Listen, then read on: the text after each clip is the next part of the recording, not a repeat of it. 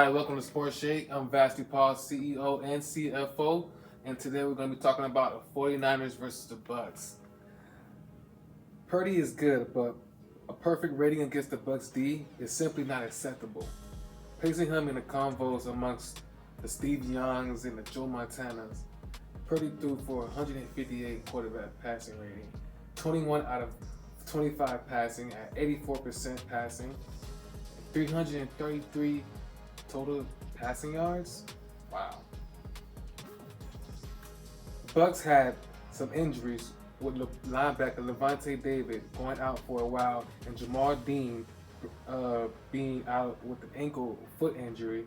Bucks are allowing 273.5 passing yards per game, which is second only to the 2012 Bucks. Allowing QBs to post a 95.2 passing rating, which is the worst since before head coach Todd Bowles arrived as coordinator. Head coach Todd Bowles said, sometimes it's the rush not getting there, and sometimes it's the secondary. It's a combination, Bowles said. It's a defensive thing, it's not a secondary thing. At certain times, they get beat. All you see on TV is a defensive back getting back, but you don't see the whole play. It sometimes gets to a point where accountability needs to play a part, and everyone is not just that type of player. But at a certain point, each player is going to have to look at stuff in the mirror and come to life. Now let's take a look at some Bucks film and then break it down for you.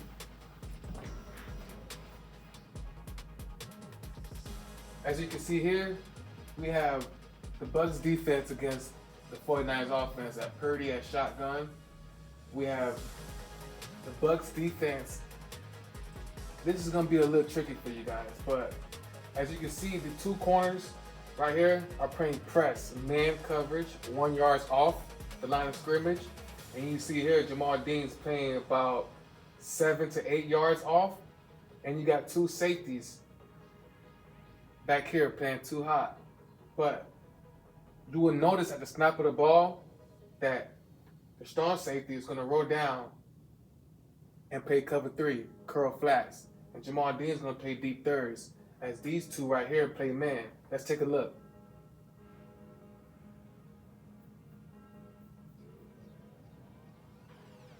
As you hike the ball, you see these two carrying pairs of man, and that safety just rolled down.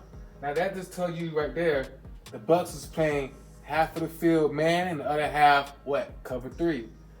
And that just shows you the type of mindset Todd Bowles was playing against that defense, trying to show you a disguised look to help cheat the defense and to make him Purdy throw an interception. It's called what you could say, what we normally use the terms as sugar and bluffing and disguise. You want to show another look and then play one look. Which can cause a little headache for the QBs at times. But the Bucks at that time, they rolled down that safety, and they rolled down the safety. You're gonna see here, snap of the ball, and they came playing man. You see safety come down playing curl flats, boom. That's what you call a curl flats from cover 3 when the safety come down. Now, with that, the defense still didn't do a great of a job of, let's say, sugaring, because if the safety was already there at their positions and let's say not sugaring, it would probably have been a PBU for a pass breakup, because the Bucks are taking too long of a time getting the man to their actual position on the field versus sugaring when they're trying to show one look and rock to another. It's called rocking and rolling at one point. When snap of the ball, they roll into the position versus already being there and not causing so much of a headache of trying to get there. That's what I think the Bucks should try to do more. So less sugaring, less disguise, and let's already put the safeties and the mans in their position. Go ahead and put Winfield in the curl flats. Let's go ahead and put him right there at 7 to 5 yards off. And that way we can already have him in position and stop the ball. We'll have some things rolling. Let's take a look at red zone. And we're going to see the defense that the Bucks are in and try to stop the offense from scoring. You can see that it covered one with one safety up high.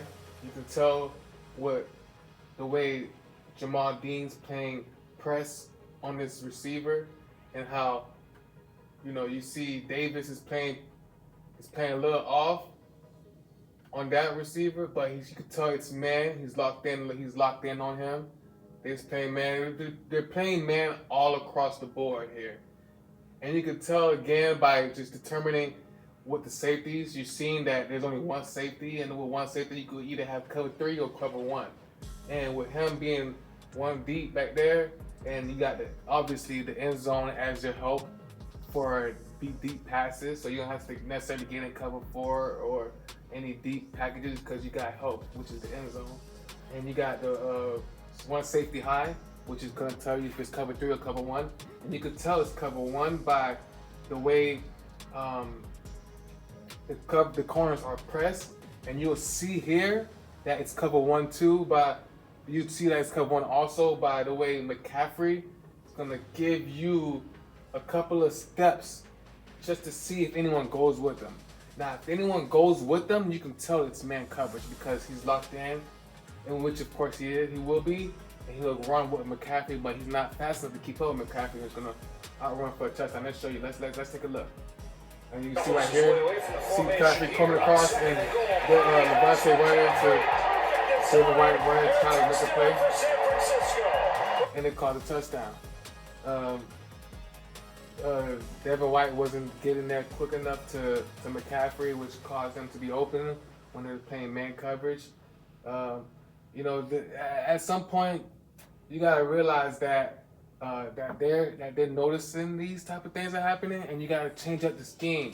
You know, let's go back to goal line defense and switch up the package a little bit, and because at this point we're being just outscored and outplayed here. You know, the Bucs are gonna have to play fundamentally sound football against the Colts, another rookie quarterback, and we need to let all the dogs out.